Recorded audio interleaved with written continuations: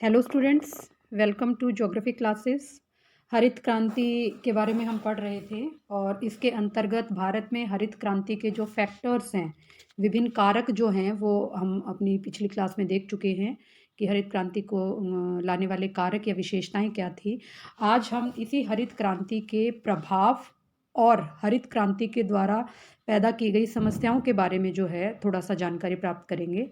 तो चलिए शुरू करते हैं। सबसे पहले हम समस्याएं देख लेते हैं, इफेक्ट देख लेते हैं कि हरित क्रांति के जो प्रभाव हैं वो क्या क्या हुए। तो हरित क्रांति का जो सबसे पहला प्रभाव हुआ वो है इंक्रीज इन एग्रीकल्चरल प्रोडक्शन, यानी कि जो कृषि का उत्पादन था उसमें बहुत अधिक जो है वृद्धि हुई। अगर दो जो है कालखंड हम ले, एक 1961 का और एक 2008 का, तो इन जो है 40 सालों में जो है कितनी 40-50 सालों में जो है कितनी वृद्धि विभिन्न क्षेत्रों में हुई है कि इस दौरान जो है ह्यूमन पॉपुलेशन का 100% इंक्रीज है। तो वहीं हमने जो है जो हमारे खाद्य उत्पादन है उसको 150 गुना तक बढ़ा लिया है।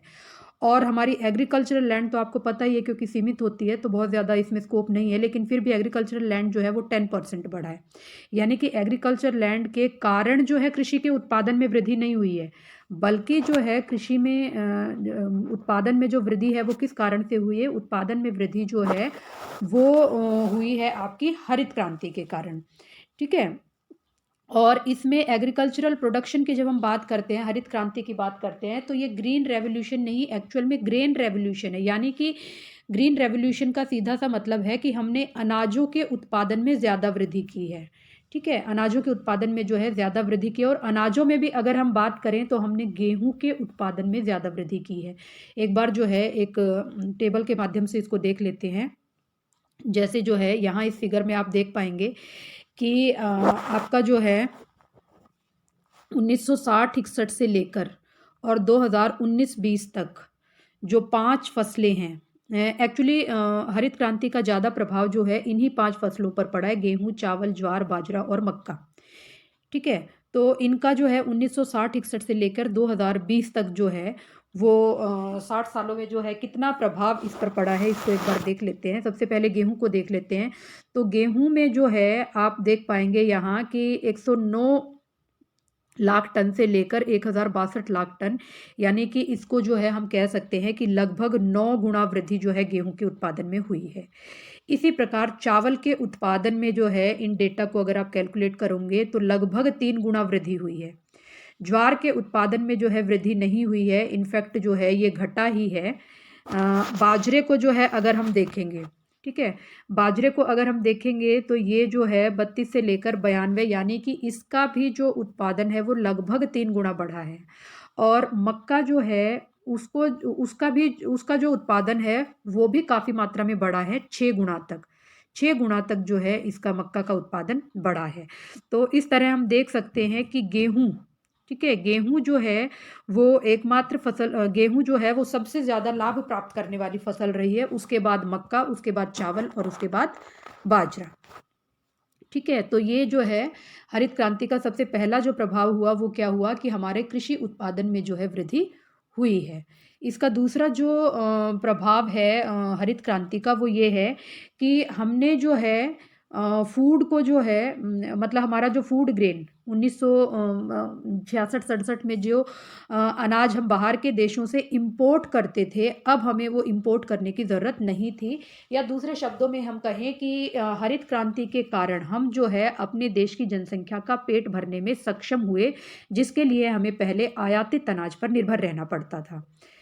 तो इसी में जो है प्रोफेसर एमएल दंतेवाला जो है उन्होंने एक स्टेटमेंट दी थी कि हरित क्रांति एक ऐसी क्रांति हुई, ठीक है, हरित क्रांति जो है वो एक ऐसी हरित क्रांति हुई जिसने जो है सांस लेने का समय दिया और इसके फलस्वरूप खाद्यान्न की कमी की चिंता से छुटकारा मिलेगा और नियोजकों का ध्यान भारत की योजनाओं की ओर लगेगा। यानी कि सीधा सा अर्थ है कि 1966-67 में जहां भारत की सबसे बड़ी समस्या ये थी कि जनसंख्या का पेट जो है वो कैसे भरे, तो उस समस्या से जब छुटकारा हमें मिला तो हमने बाकी की चीज़ों पर ध्यान देने का समय जो है वो हमें मिला। तो इस तरह जो है हरित क्रांति ने रोटी के लिए मोहताज एक गरीब देश को जो है एक सम्मानजनक स्थान विश्व में दिलवाया। इसके अलावा और भी कई जो है प्रभावशाली कारक रहे हैं हरित क्रांति के, इनको भी देख लेते हैं। जो है फार्मर्स की प्रॉस्पेरिटी बढ़ी, यानी कि किसान जो है वो एक समृद्ध किसान जो है अब बन गया, क्योंकि जो है किसानों का जब उत्पादन बढ़ा तो जाहिर सी बात है कि वो आर्थिक रूप से समृद्ध हुआ, तो उसका जीवन स्तर बढ़ा। तो इस तरह किसानों की समृद्धि जो है हरित क्रांति के कारण संभव हुई। इसके बाद जो है जो भी लाभ किसानों को मिला है ना, उन्होंने उसको प्लॉइंग बैक किया, यानी कि जो लाभ किसानों को मिला उन्होंने उसको वापस जो है खेतों में ही लगाया, और इस तरह जो है उन्होंने आगे के उत्पादन को और ज़्यादा बढ़ाया। ठीक है, तो जो है लाभ को वापस खेतों में लगाने के कारण लाभ का पुनर्निवेश जो है उन्होंने खेती के क्षेत्र में ही किया। इसके बाद हरित क्रांति के कारण जो है इंडस्ट्रियल ग्रोथ भी हुई है। इंडस्ट्रियल ग्रोथ के जो है दो कारण हम कह सकते हैं कि हरित क्रांति के कारण दो कारणों से जो है इंडस्ट्रियल ग्रोथ हुई, उद्योगों का विकास हुआ। सबसे पहले तो हरित क्रांति में जो विभिन्न प्रकार के उपकरण यूज हुए हैं ना, जितने भी जो है आपके थे, चाहे वो ट्रैक्टर है, थ्रेशर है, कंबाइन है, ट्रॉली, पंपिंग, डीजल सेट, कितने सारे जो है विभिन्न प्रकार के जो उपकरण यूज हुए, तो उसके कारण तो जो है वो सारी चीज़ें उद्योगों में तो बनती है, तो इस तरह उद्योगों का विकास हुआ।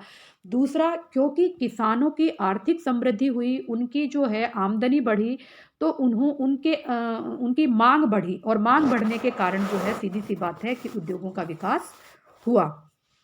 इसके बाद जो है रूरल एम्प्लॉयमेंट की बात हम कह सकते हैं कि हरित क्रांति के कारण रूरल एम्प्लॉयमेंट बढ़ा। अब इसमें जो है दो चीज़ें हैं, एक तरफ ये कहा जाता है कि जो हरित क्रांति के कारण जो है, क्योंकि मशीनों का प्रयोग ज़्यादा हुआ तो एक तरह से रूरल एम्प्लॉयमेंट घटा, लेकिन इसका दूसरा एस्पेक्ट अगर हम देखें तो क्योंकि हरित क्रांति के कारण खेत में मल्टीपल क्रॉपिंग हुई, साल में एक से ज़्यादा फसलें ली जाने लगी, तो इस तरह जो है वहाँ पर जो है एम्प्लॉयमेंट जनरेट भी हुआ है। तो इस तरह जो है हरित क्रांति ने रूरल एम्प्लॉयमेंट को बढ़ाया है। इसके बाद हरित क्रांति ने जो है फार्मर्स के एटीट्यूड को चेंज किया है, यानी कि किसान को जो है एक तो उसकी सोच में बदलाव किया है। जो सोचा जाता था कि खेती जो है केवल एक पेट भरने का व्यवसाय है, तो किसानों का एटीट्यूड चेंज हुआ है, और ये एटीट्यूड ने जो है इनको मतलब सक्षम बनाया है, इनकी सोच में बदलाव किया है कि नहीं, किसान में भी जो खेती है उसमें भी जो है आप लाभ कमा सकते हैं। इसके बाद हरित क्रांति के कारण जो कीमतें हैं उन पर भी प्रभाव पड़ा है, इफेक्ट ऑन प्राइसेस हुआ है, क्योंकि जो है जब उत्पादन बढ़ा, तो उत्पादन बढ़ने के कारण जो कीमतें हैं वो नीचे आई, जिसके कारण जो है महंगाई पर लगाम आप इसको कह सकते हो कि पेट भरना जो है अब आसान हो गया। तो इस तरह जो ये हरित क्रांति की कुछ समस्याएं रही और हरित क्रांति के प्रभाव रहे। अब जो है हम हरित क्रांति की समस्याएं देख लेते हैं कि कौन कौन सी प्रॉब्लम्स जो है हरित क्रांति की रही हैं, कि इसके कारण जो है विभिन्न प्रकार की समस्याएं जो है वो भारतीय कृषि को देखने को मिली हैं। हरित क्रांति का सबसे बड़ा गुण तो यही है कि इसने जो है हमें बहुत अच्छे सम्मानजनक स्थिति में पहुंचाया, हमारी पूरी जनसंख्या का पेट भरा, लेकिन क्योंकि आनन फानन में लाई गई, आनन फानन मतलब कि उस समय हमारा उद्देश्य केवल एक ही था कि किसी तरह जनसंख्या का पेट भर दिया जाए, तो इस तरह आनन फानन में आने के कारण कुछ जो है जिस इक्वालिटी के साथ ये लागू होनी चाहिए थी वो नहीं हो पाई, और इसके कारण कुछ समस्याएं जो है पैदा हुई। तो इन समस्याओं को देख लेते हैं। सबसे पहले हरित क्रांति के कारण जो है वो क्या हुआ कि लिमिटेड क्रॉप्स जो है इसमें हुई, जैसे अभी पीछे वाले उसमें मैंने आपको बताया कि green revolution actually grain revolution यानी कि अनाज क्रांति थी, और अनाज क्रांति में भी ये केवल गेहूं की क्रांति थी। तो इस तरह जो है गेहूं के जो है उसका उत्पादन भी हमने देखा कि गेहूं का उत्पादन 9 गुना बढ़ा, तो गेहूं को जो है गेहूं की फसल को इससे सबसे ज़्यादा जो है लाभ मिला। इसके बाद इसकी एक और समस्या ये रही कि इसका जो है लिमिटेड एरिया रहा है। भारत जो है इतना बड़ा भूखंड है, और उसके बहुत थोड़े से राज्यों में जो है हरित क्रांति ने अपना प्रभाव दिखाया है। तो उत्तर की अगर हम बात करें तो पंजाब और हरियाणा है। पंजाब और हरियाणा में जो है गेहूं की फसल ने हरित क्रांति से सबसे ज़्यादा लाभ उठाया है, और वहीं जो है तमिलनाडु और आंध्र प्रदेश जो दक्षिण के राज्य हैं वहाँ पर चावल के उत्पादन ने जो है वृद्धि की है। इसको अगर एक मैप के माध्यम से आप देखेंगे तो ये जो है देख पाएंगे कि ये जो क्षेत्र है ठीक है, ये जो क्षेत्र है जिसमें पंजाब, हरियाणा और वेस्टर्न यूपी आता है, यहाँ पर गेहूं का उत्पादन ज़्यादा हुआ। और इसी तरह जो है आंध्र प्रदेश और तमिलनाडु, इसमें जो है चावल के उत्पादन में जो है ज़्यादा वृद्धि यहाँ पर हुई। तो इसके अलावा जो है, ये तो सबसे बड़ी समस्याएं रही हरित क्रांति की, कि जो है इसने केवल गेहूं को ज़्यादा जो है लाभ पहुंचाया, और इसके साथ ही जो है कुछ लिमिटेड राज्यों को लाभ पहुंचाया। इसके अलावा भी जो है कुछ हरित क्रांति की समस्याएं रही, दोष रहे, उनको भी थोड़ा सा देख लेते हैं। हरित क्रांति के कारण रीजनल इनइक्वालिटीज़ बढ़ी हैं, यानी कि आर्थिक असमानता में वृद्धि हुई है। और ये रीजनल इनइक्वालिटीज़ कैसे बढ़ी हैं, क्योंकि अभी पीछे वाले उस पॉइंट में हमने देखा कि इसने जो है पंजाब, हरियाणा, तमिलनाडु और उत्तर प्रदेश, इन राज्यों को लाभ पहुंचाया। तो इसका मतलब ये है कि यहाँ के किसान जो है वो समृद्ध हुए। और अगर हम पहले का भी इतिहास उठाकर देखें तो ये राज्य पहले से भी ठीक ठाक स्थिति में थे, इनकी स्थिति बहुत खराब नहीं थी हरित क्रांति से पहले भी। तो इस तरह जो राज्य पहले से ठीक थे, उन्हीं को जो है हरित क्रांति ने लाभ पहुंचाया। और इसके अलावा जहां पर सबसे ज़्यादा स्कोप था, जैसे कि बिहार, झारखंड, उड़ीसा, छत्तीसगढ़, मध्य प्रदेश, इन राज्यों में जो है हरित क्रांति का बहुत ज़्यादा प्रभाव नहीं हुआ। तो इसके कारण आर्थिक असमानता में जो है वृद्धि हुई। इसके साथ ही हरित क्रांति के कारण इंटरपर्सनल इनइक्वालिटीज़, यानी कि व्यक्तिगत असमानताओं में भी वृद्धि हुई है। जो बड़े किसान हैं, क्योंकि उनके पास भूमि ज़्यादा थी, पूंजी ज़्यादा थी, तो उन्होंने जो है खेती में हरित क्रांति के प्रयोग किए, विभिन्न प्रकार की मशीनें और जो है विभिन्न प्रकार के जो उर्वरक वगैरह हैं उन सब का प्रयोग किया। लेकिन वहीं दूसरी तरफ जो छोटे किसान थे और मझोले किसान थे, वो जो है अपनी खेती में जो है इतना निवेश नहीं कर सकते थे। तो जिसके कारण जो है जो छोटे किसान थे वो और गरीब हो गए, और जो बड़े किसान थे उन्होंने जो है लाभ का स्वाद जो है चखा। तो इस तरह व्यक्तिगत असमानताओं में वृद्धि हुई, और बड़े जमींदार जो है इससे लाभान्वित हुए, और छोटा किसान और मझोला किसान आज भी जो है गरीबी की साए में ही जी रहा है। इसके साथ ही हरित क्रांति के कारण अनएम्प्लॉयमेंट तो बढ़ा ही, क्योंकि मशीनीकरण जो है एक महत्वपूर्ण कारक था हरित क्रांति का। तो मशीनों का ज़्यादा उपयोग होने के कारण जो है बेरोजगारी का स्तर बढ़ा है।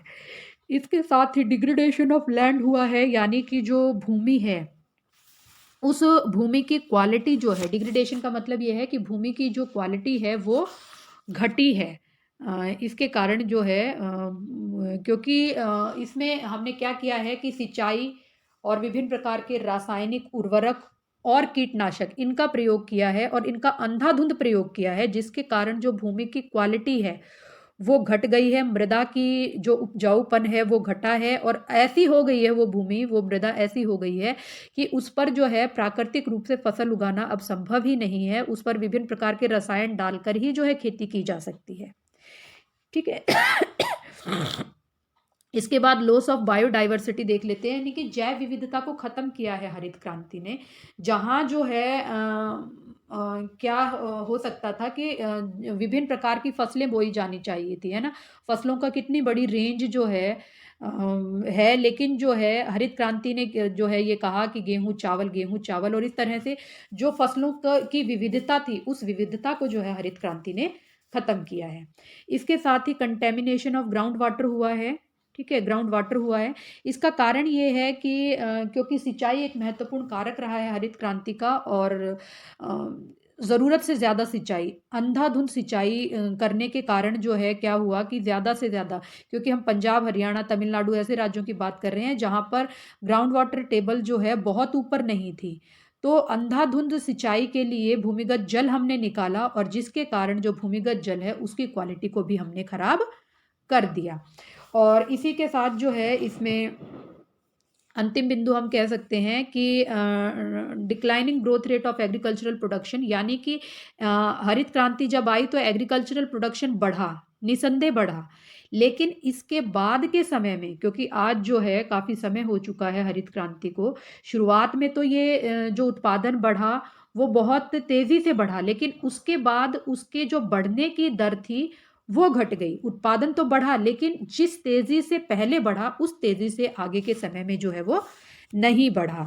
तो इस तरह ये जो है हरित क्रांति की समस्याएं थी। और एक और समस्या जो है आप इसमें ऐड कर सकते हैं कि हरित क्रांति ने कई फसलों की कीमत पर जो है मतलब हरित क्रांति ने जो है अपनी सक्सेस की स्टोरी लिखी। जैसे खाद्यान्न के ऊपर निर्भर रहे तो व्यापारिक फसलें जो है जैसे गन्ना है, कपास है, पटसन है, चाय है, इनको बिल्कुल ही जो है इग्नोर कर दिया गया, या दालें थी। तो इस तरह जो विविधता थी उसको खत्म कर दिया। तो ये जो है हरित क्रांति की समस्याओं की बात हो गई।